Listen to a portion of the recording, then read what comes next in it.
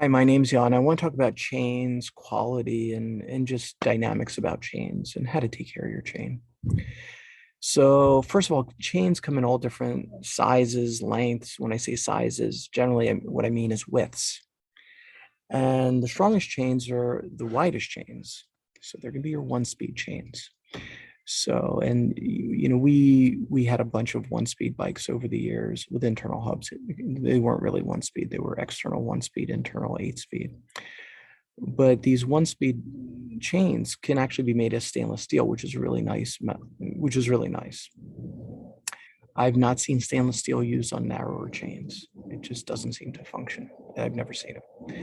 But stainless steel is definitely one of the best materials for a chain. I would say it's not the best because there are titanium chains out there.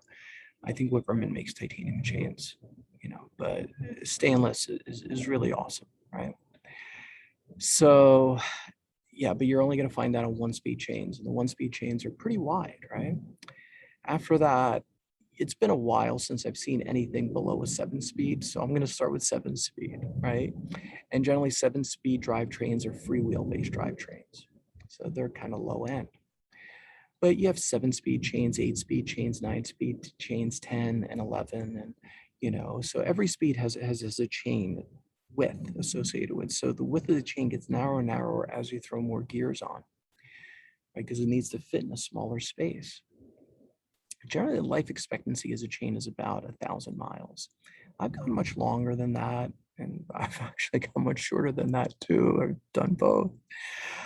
The deal is generally depending, on how many speeds you have. As you have more speeds and the chain is a lot more narrow, it's probably not going to last as long. So you're going to have to replace it with more frequency, right?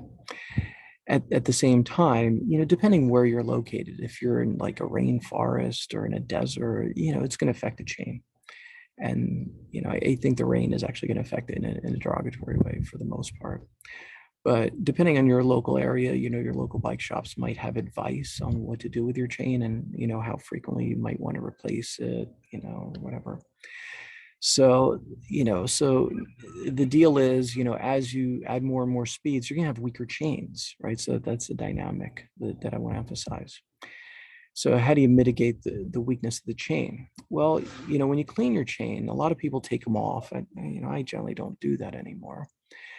I, yeah, I mean, what I used to do when I was young, let me just mention, I used to use gasoline to completely clean the chain, like take everything off the chain. Gasoline will take all the oil off. And then I used to put lube on it.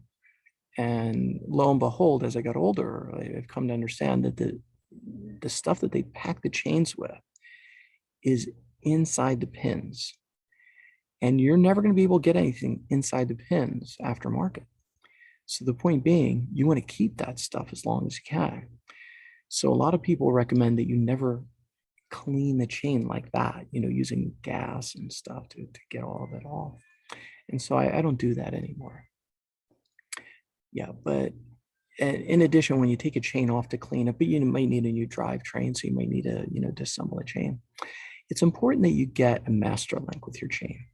What's a master link? A master link is essentially a link that you can just take apart with your hands, no tools. Why is that important? Well, it turns out when you use a tool to break a chain and you put the pin back, it's never going to be as smooth as it was from the get-go, which means you just weakened your chain. So if you want a good strong chain, use a master link, right? That way it's fine. If anything happens to master link, you can throw another master link in. But you don't want to compromise the chain that you have. You don't want to compromise a link in the chain that you have. It just doesn't make sense, So always make sure to have a master link, whatever number of speeds you have, right? I think that's very important. So length of chain is important too, but I'm not going to get into that. I'm just assuming, you have the chain, how many lengths you need and all that stuff. So that's fine. Okay, as far as lube goes, so what kind of lube should you use? Well, that really is going to depend on where you are. If you're in a rainforest or in a desert, you're going to use different stuff. So, here I'm just going to recommend you talk to your local bike store and, put whatever you can on the chain, but you don't take the lube off the chain is what I would encourage you, because when I say take the lube off, I mean don't take everything off like I did when I was younger. I don't think that makes sense at this point. All right, thank you very much for watching. Really appreciate it. Goodbye.